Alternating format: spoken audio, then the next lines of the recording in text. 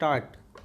महोदय, आपने जिस उत्साह के साथ मेरा स्वागत किया है उसके लिए मैं आपको धन्यवाद देना चाहता हूँ।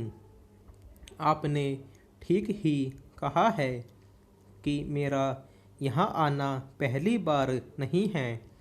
मुझे जहाँ तक स्मरण है यह 5वां समय है जब मैं आपके इस सुंदर प्रदेश में आया हूँ।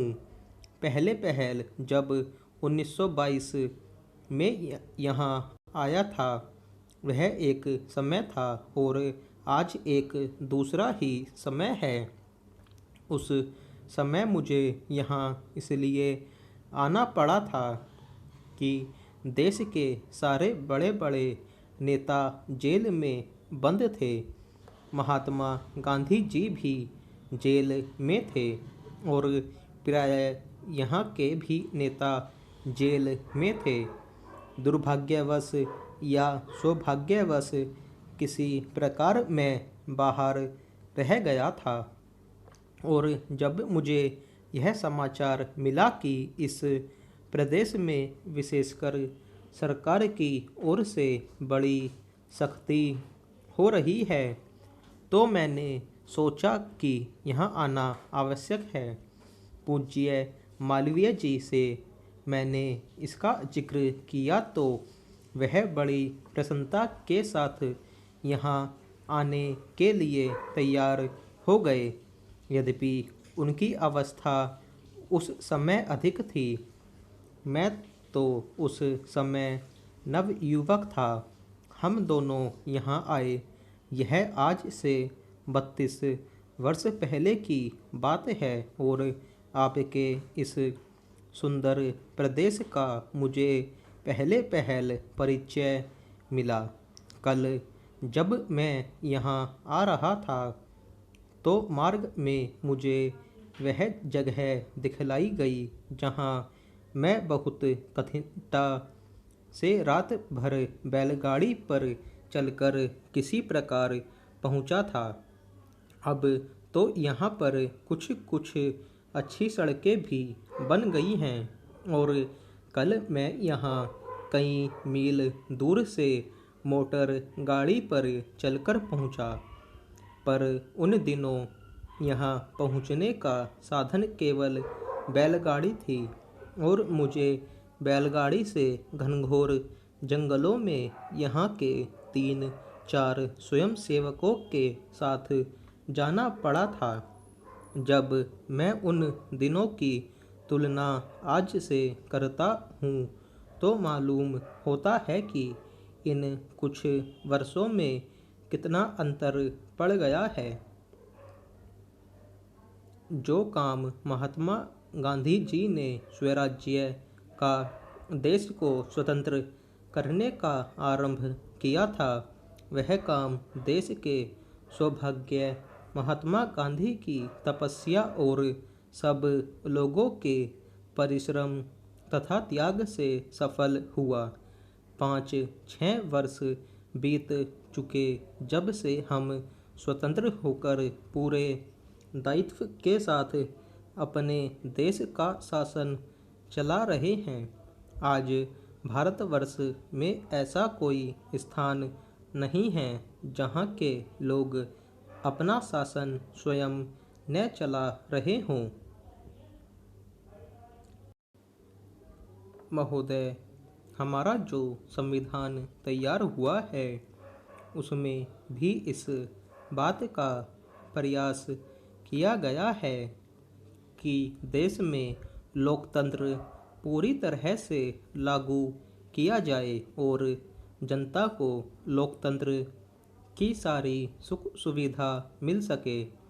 सबसे पहले मैं आपको इस बात के लिए धन्यवाद देना चाहता हूँ कि आपने मुझे इस सम्मेलन में कुछ कहने का अवसर दिया है। आपके सामने जो विषय आएंगे वे इतने महत्व के हैं कि प्रत्येक हिंदुस्तानी चाहे वह किसी भी काम में लगा हो उन पर कुछ न कुछ ध्यान अवश्य देता होगा। यह एक मानी हुई बात है कि बच्चा जैसा तैयार किया जाता है वह बड़ा होने पर वैसा ही निकलता है।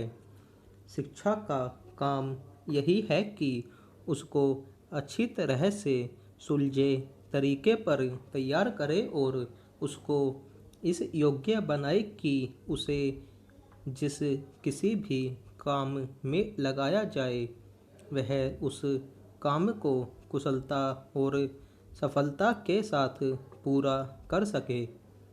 हमारे देश में जो शिक्षा पद्धति अभी तक जारी है वह नई नहीं है, बल्कि यदि मैं यह कहूँ कि वह 125 वर्ष पुरानी है तो गलत नहीं होगा। 125 वर्ष पहले जिस उद्देश्य को सामने रखकर यह शिक्षा पद्धति जारी की गई थी वह उद्देश्य अब नहीं रहा, पर शिक्षा पद्धति अब तक लगभग वही है। मैं मानता हूँ कि इस बात का प्रयत्न किया जा रहा है कि उसमें परिवर्तन किया जाए जिससे हमें अपनी आवश्यकताओं की पूर्ति में सहायता मिल सके। जहाँ तक मुझे मालूम है इस काम में अभी तक हम सफल नहीं हुए हैं। मैं तो शायद यह भी कह सकता हूँ कि उस शिक्षा पद्धति को बदलने में जो प्रयास किया जाना चाहिए था वह अभी तक नहीं किया गया है। इस देश में या सभी देशों में शिक्षा के 3 भाग होते हैं। एक तो वह जिसमें छोटे छोटे बच्चों को शिक्षा दी जाती है, दूसरा वह जिसमें युवावस्था के पहले बड़े होने तक और तीसरा वह जिसमें युवावस्था के विद्यार्थियों को शिक्षा दी जाती है। इन तीनों भागों की शिक्षा पद्धतियाँ अलग अलग हैं, परंतु वे एक दूसरे से मिलती जुलती रहती हैं और एक दूसरे में जाने में कोई कठिनाई नहीं होनी चाहिए। इसलिए यदि हम अपने देश की शिक्षा में सुधार चाहते हैं तो सबसे अधिक आवश्यक यह है कि सर्वप्रथम प्राथमिक शिक्षा में, उसके बाद माध्यमिक शिक्षा और फिर विश्वविद्यालय शिक्षा में सुधार किया जाना चाहिए।